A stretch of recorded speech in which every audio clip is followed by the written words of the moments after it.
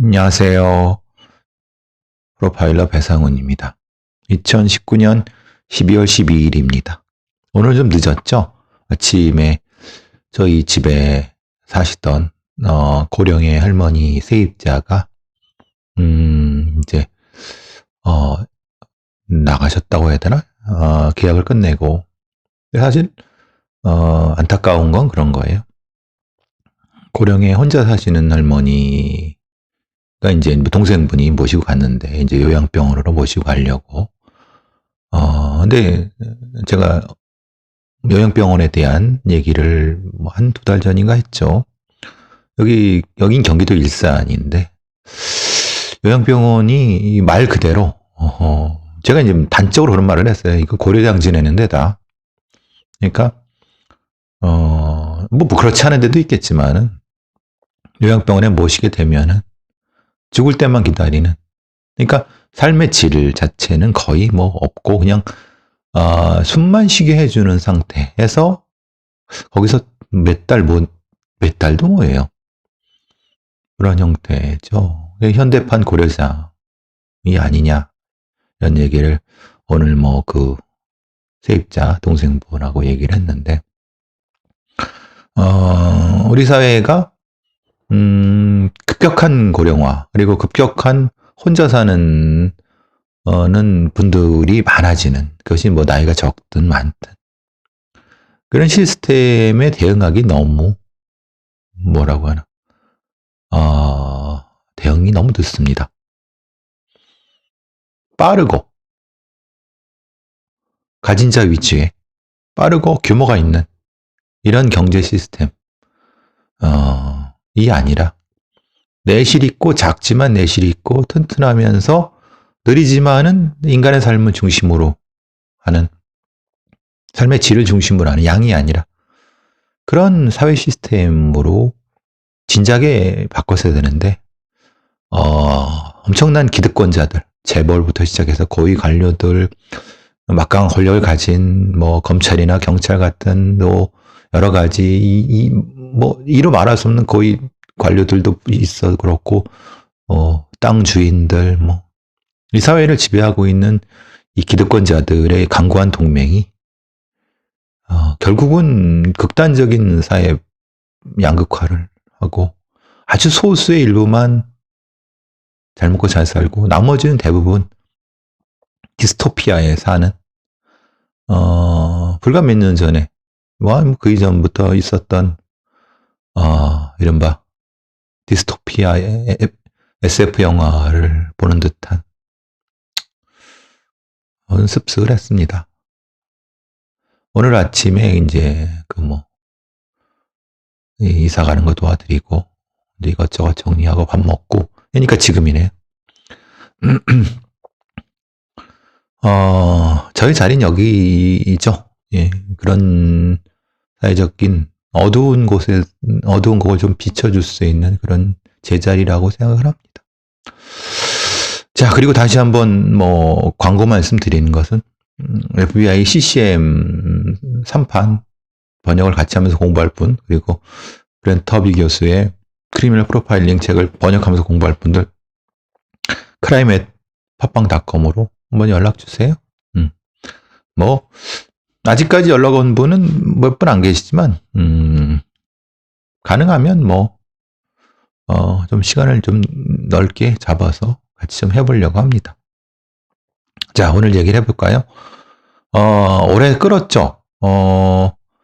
사건 발생 2년 만에 곰탕집 성추행 30대 남 유죄 확정. 대법원에서 이제 강제추행이 인정됐습니다. 징역 6개월에 집행유예 2년이 확정됐습니다. 사실 단기 자유형은 제가 늘 말씀드린 것처럼 단기의 자유형은 지양해야 된다. 즉 실제로 징역 1년 이하 1년은 모르겠지만 6, 7개월, 6, 7, 8개월 정도의 단기 자유형은 사실은 구속되어 있는 기간을 빼면은 실질적으로 이 교정 교화 효과는 없습니다. 그러면은 그 외에 단기 자유형을 대체하는 형태의 벌금형이라든가 아니면은 일종의 다른 보완적인 대책이 필요하다. 그러니까 실제로 뭐 행정비용만 많이 들고 단기용용 교정교화에 효과가 없죠. 그리고 범죄 예방 효과도 거의 없죠. 그러니까 그런데도 우리 법원은 단기 자유형을 남발하네요. 그리고 대단기 자유형의 보통 집행유예 이렇게 됩니다. 집행유예를 이렇게 집행유예를 생각하고 단기 자유형을 하는 거죠. 아니 그러면은 애당초 단기 자유형을 없애고 집행유예라는 것을 포괄할 때 그럼 단기 자유형 자체를 없애면서 다른 벌금을 높인다든가 추징을 높인다든가 아니면 일정 정도 수강명령이라든가 아니면 봉사활동 같은 거, 특히 봉사활동, 강제적인 봉사활동 이런 것들을 하는 것이 사회에도 도움되지 않겠습니까? 본인의 그런 부분들에 대해서 많이 좀 부족한 것 같아요. 어쨌든 그건 뭐 그렇다 쳐도 대법원에서는 핵심적으로 피해자 진술의 일관성과 구체성에 이 유무죄를 갈랐다고 봅니다. 물론 사건 자체를 다시 말씀드리면 2017년 11월 26일 대전의 한 곰탕집에서 이 30대의 남성 이제 피의자죠. 피고인이 그 옆에서 지나가던 다른 전혀 모르는 사람이라고 합니다. 여성이 엉덩이를 움켜잡았다. 근데 그 CCTV에 나타난 게 약간 불명확하지만 1.3초 정도 화면에 가려진 부분이 있었다. 그래서 그거 가지고 이제 1.3초로 가능하냐? 동영상 전문가한테 물어보는데 그건 불가능하다. 근데 제가 그때 그런 얘기를 했죠. 그걸 왜 동영상 전문가한테 묻느냐?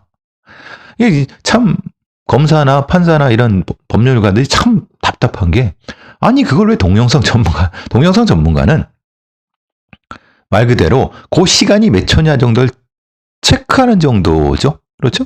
그럼 그 안에 1.33초 안에 그 행동이 가능하냐? 라고 하는 저희 같은 범죄 행동 분석가들한테 물어야 되는 거 아닙니까? 법률가들이 참 웃긴 사람들이에요. 그래서 지금 이거예요. 사실 뭐 명확히 보이지도 않고 그런데 다만 그 당시에 피해자의 반응 그건 나타났어요. 즉각적으로 반응을 했어요. 그러니까 만약에 이게 없었다고 하면은 즉각적으로 반응이 날 리가 없는 거고 또 하나는 우연히 그냥 스치듯이 그랬다고 하면은 그거를 우연히 스치듯이 한 것과 움켜잡은 거는 천양지차죠. 그러니까 그거는 스쳤다고 하면은 이 피해자가 바로 그냥 반응한 게 아니라 뭔가 좀 이 의문을 가질 정도의 표정이었겠죠. 그러니까 지금 상황에서는 그 시간 안에 그 행동이 벌어졌고 그것과 관련된 피해자의 행동을 중심으로 평가를 했어야 되는 거죠. 근데 기존의 어떤 방식대로 진술, 피해자의 진술의 일관성, 그리고 피고인 진술의 일관되지 않은 이걸 가지고 주요 판단하는 부분은 반은 맞고 반은 틀리다고 봅니다. 그러니까 대부분의 판사들이 그렇게 얘기한 거죠. 피해자 진술에 일관성과 구체성이 있다라고 하는데 피해자의 어떤 심리 상태라든가 아니면 어떤 다른 상황적인 판단에 의해서 일관성이 존재하는 오해할 수 있으니까요. 그죠? 그리고 확신성이 있는 사람 같은 경우는 일관적이죠. 구체적인 부분도 마찬가지입니다. 그런데 그거 가지고는 사실은 불명확하기 때문에 많은 사람들이 의문을 제기하는 거죠. 또 거기에 플러스돼서 피고인이 처음에는 이렇게 진술했다. 그 다음에 이렇게 진술했다. 그래서 사실은 우리가 법정 심리학 같은 데나 이런 데서는 왜 이런 성추행범죄의 피고인들이 진술이 일정 정도 일관되지 않은 점이 있을 수 있느냐? 있을 수 있습니다. 왜냐하면 처음에는 이렇게 됐지만은 내가 요거를 좀 쉽게 처리하려고 이렇게 얘기하지. 누군가가 옆에서 조언을 해주거나 잘못된 조언이죠. 그럴 수 있어요. 그러니까 피고인의 진술 자체가 처음부터 일관됐다. 일관되지 않았다. 라는 것만 가지고 피고인이 거짓말하고 있다. 라고 볼 수는 없는 거예요. 그 상황적 판단을 해야 된다는 거죠. 그건 마찬가지입니다. 그건 피해자의 진술도 마찬가지입니다. 피해자의 진술도 역시 성범죄를 당한 피해자가 여러 가지 면에서 진술이 일관되지 않을 수가 있어요. 그러니까 그 부분도 상황적 맥락에서 판단을 해야죠. 그럼 두 가지를 판단해 봤을 때 그것이 상충된다. 그러면은 물론 순서는 바꾸죠. 순서는 아까 말씀드린 것처럼 행동 전문가들한테 분명히 이것이 가능하지 않느냐. 있을 수 있는 이런 거를 판단한 다음에 그래도 뭐 불명확하면은 진술로 가야 되는 건데 구체적이고 객관적인 방법이 있음에도 불구하고 기존에 관행대로 했다는 것 때문에 지금 대법원과 판사들의 판결은 반은 맞고 반은 틀리다고 저는 봅니다. 그리고 물론 성인지 감수성이라든가 이런 것 파악해보고 해서도 분명히 의미가 있을 수 있지만은 형사사건에서는 가장 먼저 아주 구체적인 증거, 그 증거를 분석해낼 수 있는 행동분석가들, 행동심리분석가들, 그게 이 영역인지 판사들이나 법률가들은 잘 이해 못하는 것 같아요. 그게 어떻게 가능하냐? 가능합니다. 그러니까 자기들이 인정하기 싫고 주도권을 뺏기기 싫으니까 인정하지 않을 뿐이지 현실적으로 가능합니다. 엉뚱한데 영성 전문 분석가한테 그런 걸 감정을 맡기니까 그렇게 되죠. 실제로 이제 이 남성이 유죄인지 무죄인지에 대한 얘기를 말씀드리는 건 아닙니다. 제가 이런 CCTV에 명확히 나타나지 않는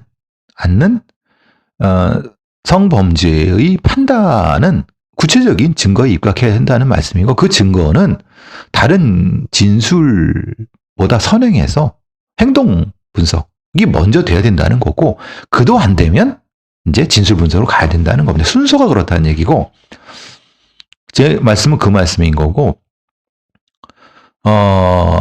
이 30대 남성의 유무죄 부분에서 이미 판결이 났지만 제가 한 말씀 드릴 거냐면 1.3초 내에도 분명히 존재할 수 있습니다.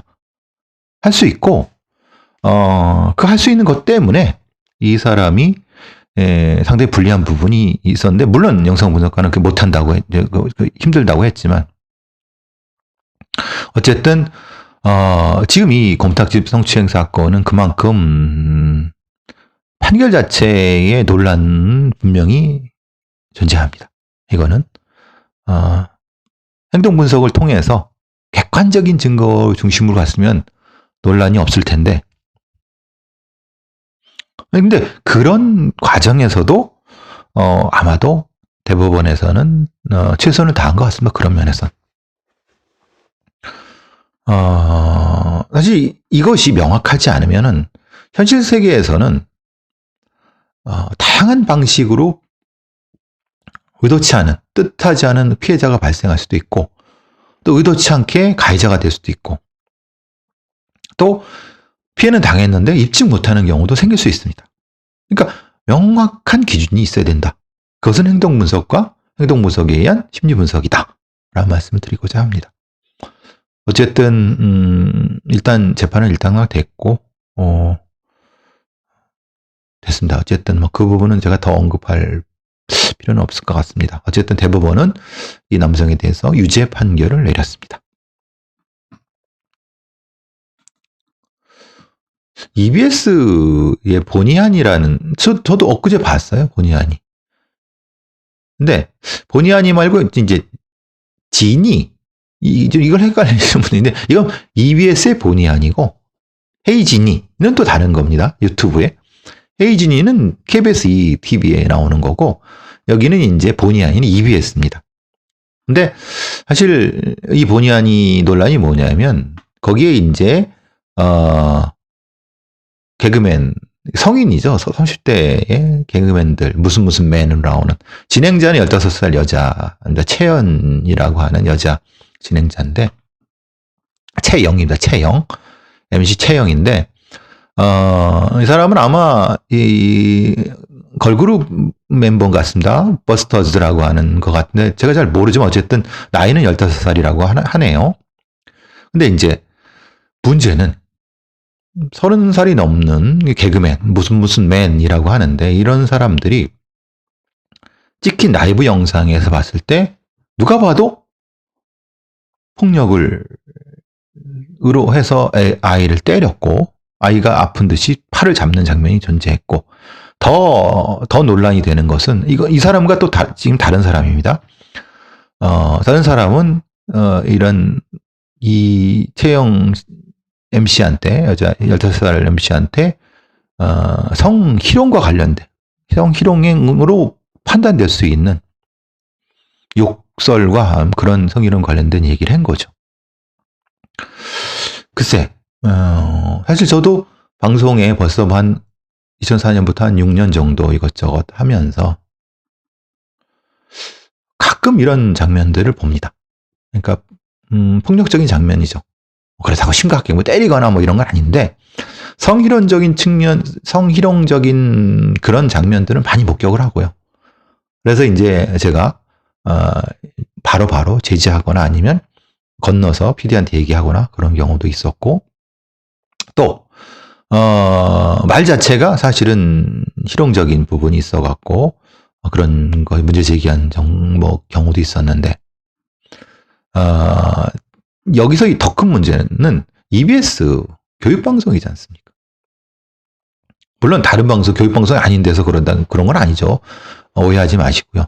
모든 방송 영역에서 당연히 이런 부분에서는 이런 성인지 감수성이라든가 특히 아동 성폭력, 아동에 대해서는 우리가 심각하게 경각심이 있어야 됩니다. 근데 아이들이 출연하는 이런 데에서 아이들을 성적 대상화하거나 이런 경우가 적지 않죠.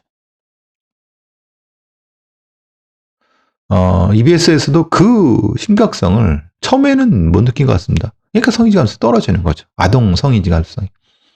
그 다음에 이제 뭐 재벌 방지 대책을 세우겠다고 하는데, 사실은 뭐 제작진이 폭행이 아니라고 하고 뭐 이런 부분은 그건 뭐 변명입니다. 이건 폭행이 맞습니다. 뭐 당연히 폭행이죠. 우리 언어 폭력도 존재하지 않았습니까? 그 문제는 전체적으로 이런 것을 어떻게 모니터링하고 어떻게 걸러내느냐, 시스템이 존재하느냐. 그냥 인기, 돈 이런 거에 치중해 갖고 이런 아동에 대한 성적인 일종의 범죄를 묵과하고 눈 감고 이런 부분들이 분명히 존재했다고 보거든요. 더 나아가서는 우리 사회의 그 걸그룹, 여성 청소년들이죠. 걸그룹한테 이제 상당히 부적절한 옷을 입히고 그런 춤을 추게 하는 거, 이런 부분도 분명히 우리가 짚고 넘어가야 되는 겁니다. 근데 어떻게, 글쎄요. 우리가 많이 그런 부분 너무 감수성이 너무 떨어져 갖고요. 어쨌든 저도 본의 아니 이 라이브 영상을 좀 전에 보고 나면서 상당히 좀 놀랐습니다. 이건 일벌백계 당연히 과감하게 도려내야죠. 이런 사람들이 당연히 방송계에 안 되죠. 그래서 하나 폭력이 없는 이런 방송을 만들어 나가야죠. 자, 검찰에서 이제 뭐 이런저런 얘기를 많이 하네요. 뭐냐면 자신들 몰리고 있으니까 지금 뭐 검찰 개혁 이런 얘기하면서, 법무부에서는 검찰 사건 사무규칙 개정, 그러니까 법무부령, 아마 이거는 법무부령 같습니다. 여러분 CSI나 아니면은 뭐 외국의 그 드라마 같은 영화를 보시면은 경찰이나 아니면 수사기관에 불려왔을 때 바로 옆에 변호사가 있죠. 우리는 절대 불가능합니다. 근데 그렇게 하겠다는 거예요. 그 검찰 수사 과정에서 변호인의 검사 상대 변론 기회 보장, 신문 내용 기록, 그러니까 피의자, 변호인, 사건 관계인의 수사 절차상 권리를 보호하는 법무부령 개정이 추진된다고 합니다. 추진되니까 아직 된 건 아닌데 그렇게 하려고 하는 거죠. 법무부 검찰청도 눈치를 보니까, 눈치는 보는데 잘 안 바꾸죠. 그러니까 이런 거죠. 조사할 때, 피혐의자, 피내대사, 피해자, 참고인 조사 때 변호인이 거기에 참여하고, 그것도 내가 참여하겠다고 할 때 구두로, 이전엔 다 서면으로 해. 그 변호인 참여 안 된다 할 경우는 당연히 방법을 고지하고, 불복 방법을 고지하고 참여 기회를 부여하는. 애저녁에 됐어야 되는 거죠. 근데 애저녁이 안 되는 건 왜 그렇습니까?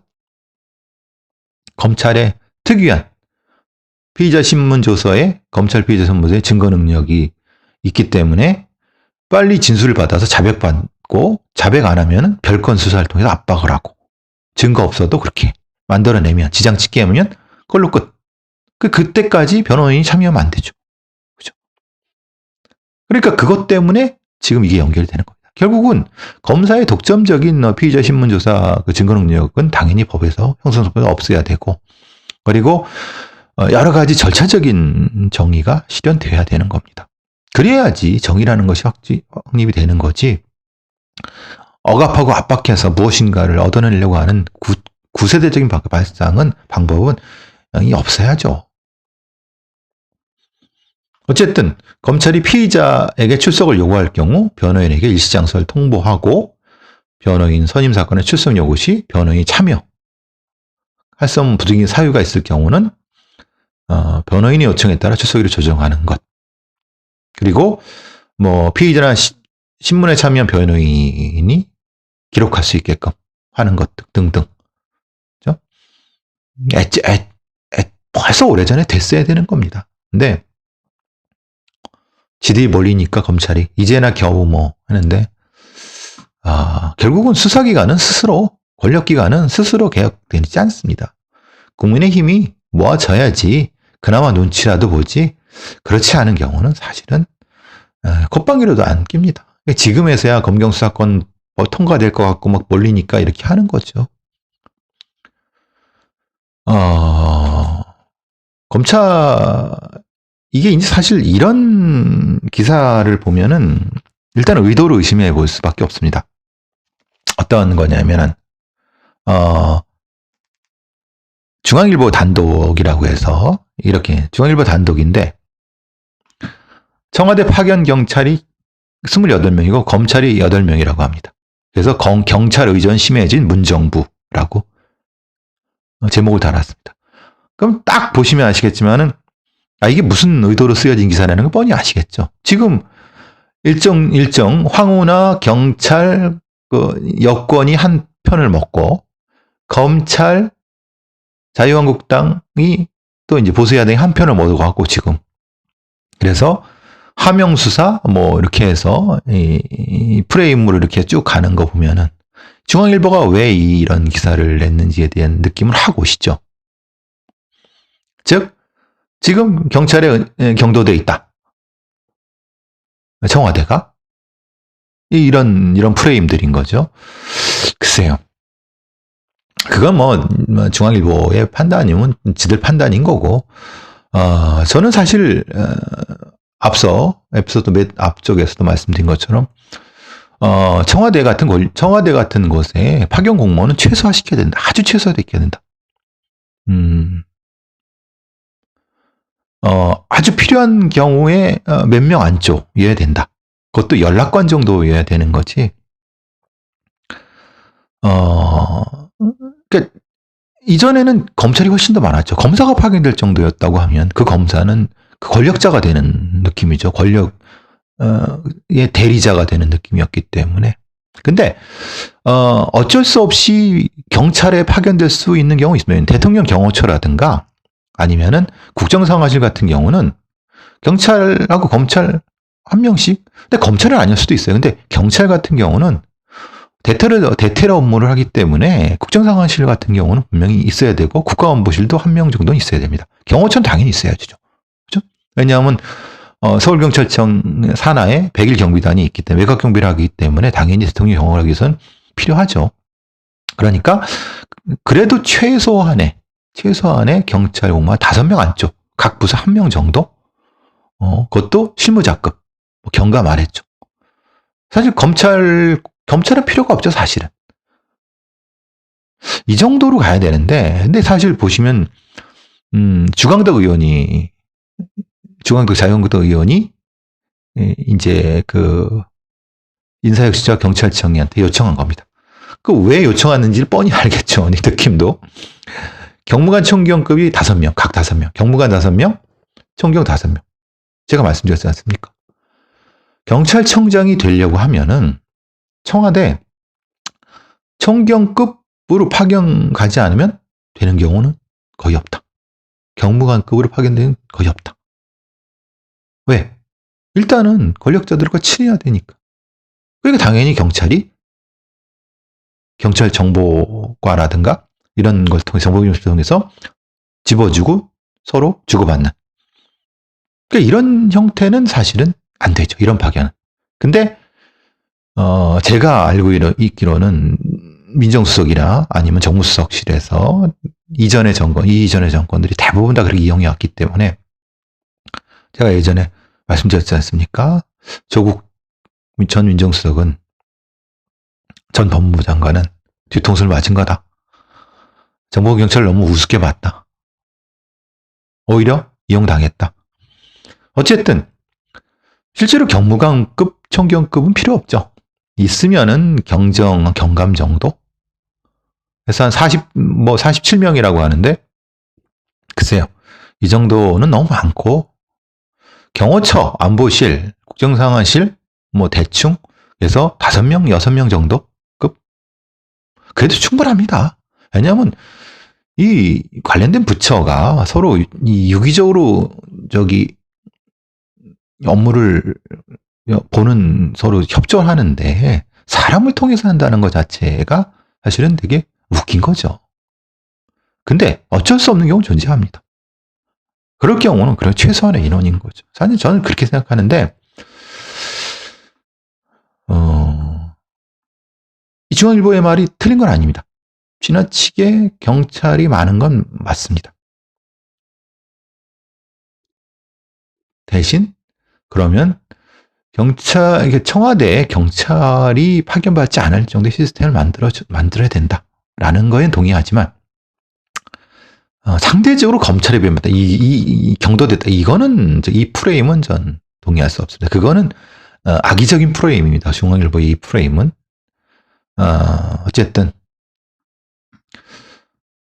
좀 기사가 눈에 띄어갖고 이렇게 한번 보게 됩니다.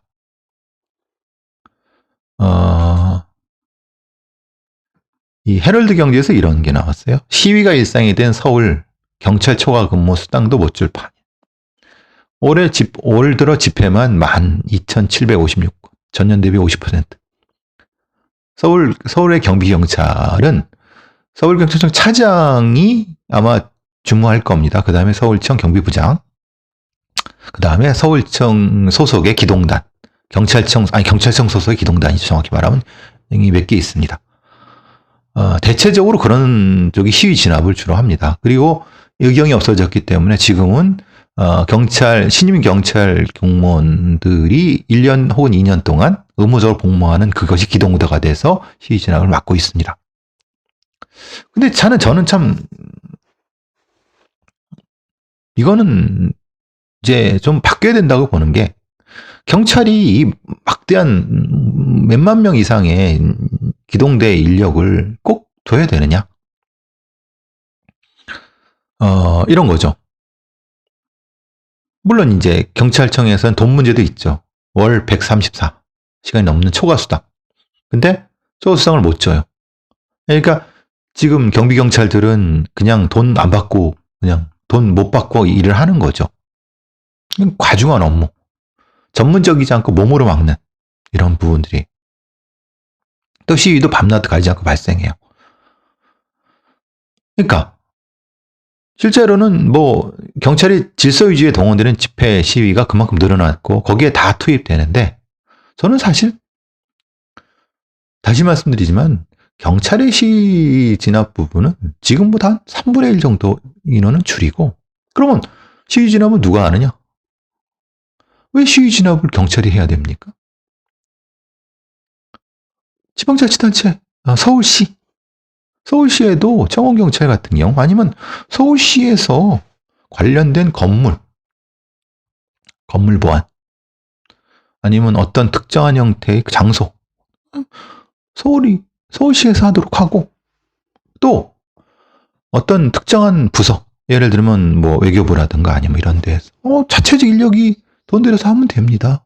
왜 굳이 이 비싼 경찰 공무원을, 그러니까 옛날에 그 군사정권 때 싼 아무 데나 아무 거에도 써먹을 수 있는 그냥 그 짭새 경찰을, 근데 그건 짭새 경찰이 아니죠. 그냥 전경의경이지 않습니까? 그냥 어떻게든 막 군대식으로 해서 써먹을 수 있는 그런 경찰의 개념으로서 시위 진압 기동부대 이렇게 하는 거죠.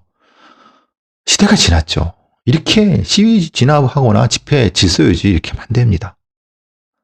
당연히 서울시 산하에 서울시가 책임지고 정원경찰을 조직을 하던, 시위 진압, 시위에 대한 대처를 하는 별도의 그 부서를 만들던, 그건 서울시가 하든, 그리고 서울시만이 아니라 다른 정부처에서 별도의 그 인원을 차체 예산으로 하게 하도록 하는 거죠.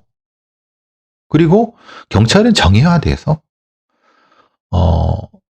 최소한만의 정예화된 인력들, 기마경찰이라든가 아니면 진압경찰이라 하더라도 정예화된 인력으로 경고 몇 번 하고 경고 없이 바로 체포 들어가거나 하는 일정도 매뉴얼이 만들어져야 되는 겁니다. 지금은 그냥 몸으로 탁 떼어오고 있습니다. 여러분 생각해 보세요. 경찰 공무원 하나 연봉이 얼마인지 아십니까? 4천, 3천, 4천, 5천. 연금까지 합치면 그거를 그 비용을 10,000명을 들어갖고 막 이게 너무, 그거는 진짜 전경의경이 있을 때 80대 90년대 2000년대 얘기예요. 지금은 그런 인력을 할 수도 없어요. 지금 일선에서는요, 일선 형사 그리고 지구대 인원들 모자라 난립니다. 그리고 있는 애들도 전문성이 없어갖고 지금 엉망인 상태인데 이걸 또 그렇게 뽑아. 그러니까 기본적인 패러다임 자체가 바뀌어야 된다는 거예요. 그러면 이렇게 얘기하시죠. 저쪽으로 광화문에 10,000명 정도가 모여갖고, 아니 뭐 몇십만 명이 모여갖고 반정부 집회한다. 어떻게 하느냐? 이렇게 얘기하죠. 아니 그럼 그걸 왜 막습니까? 행진만 못하게 하고 적분노를 그냥 탁 기계로 차단해버릴 수 있는, 장비로 차단해버리고, 나머지는 그 장비의 선을 넘으면 바로 체포. 체포할 땐 당연히 무기를 사용할 수 있게끔, 무기라고 해만 뭐 권총이 아니라 고무총탄이라든가 테이저건 같은 걸로 진압할 수 있게끔 하는 방식으로 가야 하는 게 맞는 거죠. 일일이 다 따라다니면서 일일이 다 그냥 그 광장에서 뭘 하든 거기서 뭘 하든 마음대로 하라고 하시죠. 그리고 근데 대신에 특정한 지역을 벗어나면 바로 할 수 있게끔 이렇게 바꿔야 되는 게 맞습니다. 그리고 지금 뭐 소위 자칭 뭐 하나님과 친하다는 무슨 목사가 뭐 하고 있는 거라고 하면은 엄격하게 종교경찰 만들어서 엄격하게 법 집행하고, 강화하면 뭐 저기 효저동 인근에 그 시끄럽게 떠들고 다니는 하면은 거기에 맞게끔 통고하고 협조 요청하고 그 다음에 안 되면은 의법 처리하는 방식으로 해야 되는 거죠. 즉 이것이 일정 정도 인력에 그냥 뭐 생으로 몸으로 때우는 것이 아니라 시스템화돼야 된다는 거예요. 이 시위 질서 유지라는 것도 지금은 너무 그냥 몸으로 때우는 거예요. 그게 몸으로 때워서 고생한 그 지휘 진압 부대들이 승진하고 경비경찰이 실제로 이제 수사나 이런 사람들은 수진도 못하고 뭐 엉망인 상태가 되는 거죠. 어쨌든 이 짐은 나눠져야 된다. 경찰이만 지면 안 된다. 그리고 경찰이 정의화되고 소수 정의화되고 전문화될, 기능화되고, 이것이 우리의 방향이 돼야 된다라고 생각을 합니다. 그리고 이제 가능하면 어떤 집회 신고대로 안 되면은 말 그대로 집회에서 주최 측에 민사상 손해배상 청구하면 됩니다. 그리고 역시 집행을 하면 되는 거예요. 서울시에서 잘 했지 않습니까? 우리 공화당한테. 그런 식으로 하는 거죠.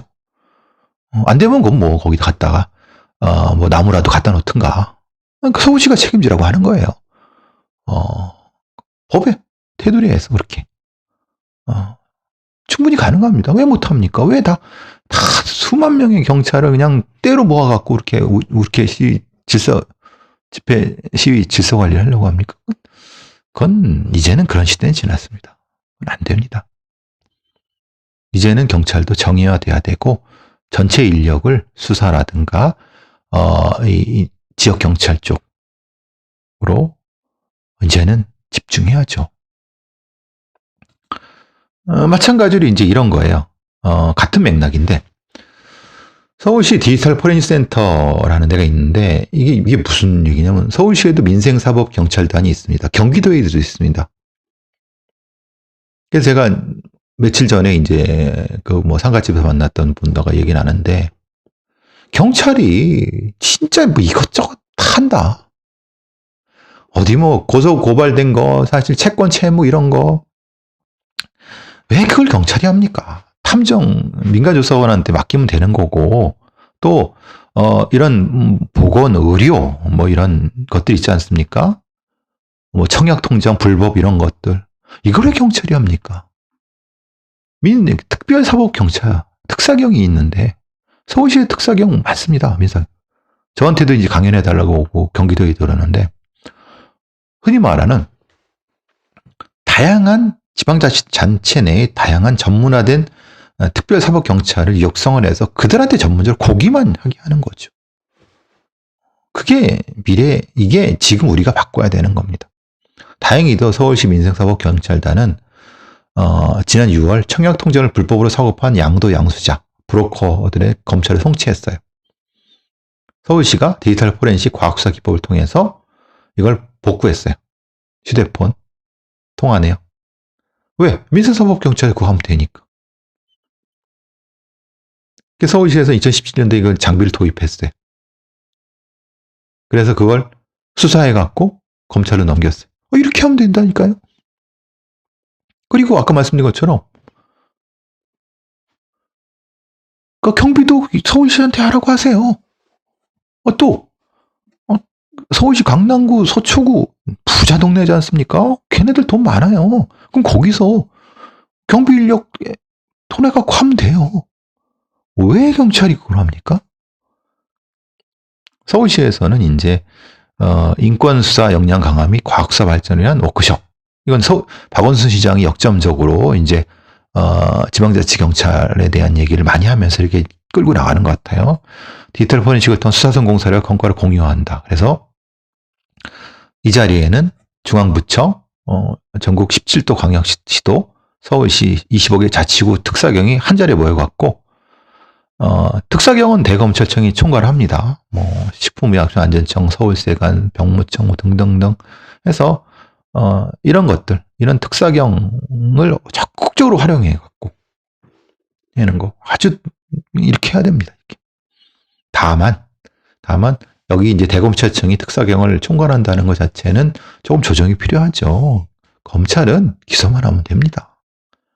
그러면은 경찰은 또 전문적인 강력 수사하면 되는 거고 검찰이 수사까지 하실 필요 없죠. 그죠? 어쨌든 이렇게 됐네요. 이런 것들이 쭉 있네요. 어쨌든 오늘 얘기가 사설이 많았네요. 오늘 뭐 저녁에 제가 이제 정의당 노유진 2기 때 제가 저기 팟캐스트를 같이 했었던 사람이 있습니다. 노유진 1기, 노회찬, 유시민, 진중권 이렇게 해서 정의당 팟캐스트를 했는데 저는 그 사람들이 다 나가고 이제 다음 이종필 박사, 저 그리고 강상구 원장 이렇게 했는데 이종필 박사라는 사람은 이제 지금 건국대 교수고요.